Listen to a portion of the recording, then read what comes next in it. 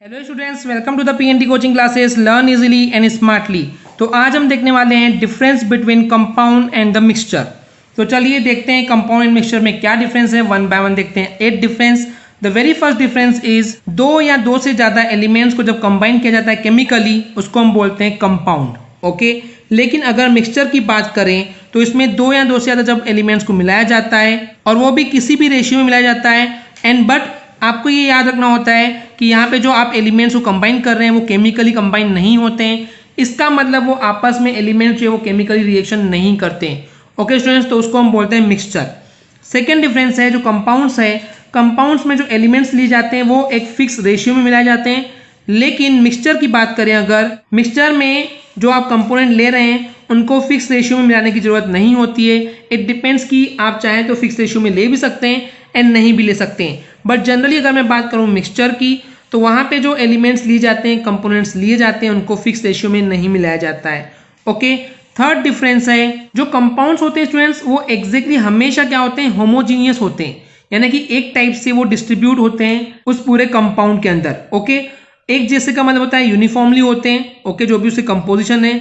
लेकिन अगर मिक्सचर की बात करें तो वो दोनों टाइप के हो सकते हैं, होमोजीनियस भी हो सकते हैं एंड हिट्रोजीनियस भी हो सकते हैं नेचर में।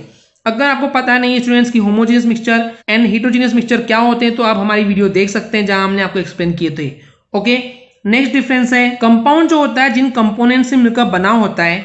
तो एग्जैक्टली यहाँ पे जो कंपाउंड होता है जरूरी नहीं कि उसकी जो प्रॉपर्टीज हैं उसके कॉन्स्टिट्यूएंट एलिमेंट के जैसे हो। ओके, यानी कि ऐसा हो सकता है स्टूडेंट जो आपके पास कंपाउंड बना है वो उसके कॉन्स्टिट्यूएंट से अलग ही बिहेव करे।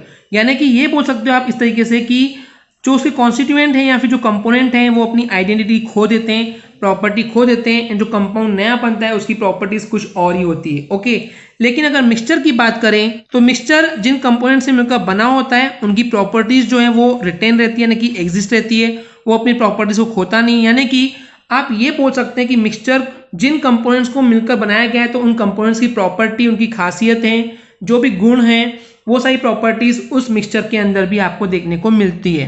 ओके, नेक्स्ट डिफरेंस है जो कंपाउंड की जो प्रॉपर्टीज होती है वो टोटली डिफरेंट होती है उसके कंपोनेंट की प्रॉपर्टी से। ओके, उसी को थोड़ा घुमा के बोला गया है। बट अगर हम मिक्सचर की प्रॉपर्टी की बात करें तो वो उसके कंपोनेंट्स की प्रॉपर्टी का मिला हुआ फॉर्म है, कि इंटरमीडिएट है कि जितने भी कंपोनेंट्स हैं उन सबका मिला जुला हुआ फॉर्मेट उसकी प्रॉपर्टीज हमको देखने मिलती है। ओके, नेक्स्ट डिफरेंस है जब कंपाउंड फॉर्मेशन होता है, ना कि जब कंपाउंड बनता है तो उस समय हीट, लाइट या फिर इलेक्ट्रिकल एनर्जी या तो एब्जॉर्ब होती है या फिर निकलती है, यानी कि एमिशन होता है, राइट। लेकिन अगर हम मिक्सचर की बात करें तो वहां पे ना तो एब्जॉर्प्शन होता है एंड ना ही किसी प्रकार का एमिशन होता है, ना हीट का, ना लाइट का, ना इलेक्ट्रिकल एनर्जी का। ओके, नेक्स्ट डिफरेंस है कंपाउंड्स का melting point and boiling point fix होते हैं, वो चेंज नहीं होते हैं। लेकिन मिक्सचर्स में क्योंकि उनको कंपोनेंट्स को किसी भी रेशियो में मिलाया जा सकता है, इसलिए उनका melting point and boiling point जो है कभी भी फिक्स नहीं होता है। Okay students, keep in mind.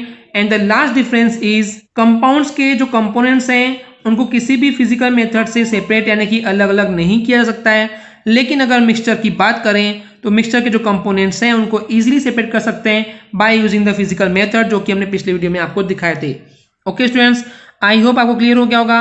अगर आपको हमारी वीडियो से कुछ भी सीखने मिला या नॉलेज मिला तो प्लीज हमारे चैनल को सब्सक्राइब कीजिए एंड वीडियो को लाइक जरूर करें। आज के लिए इतना ही, थैंक यू।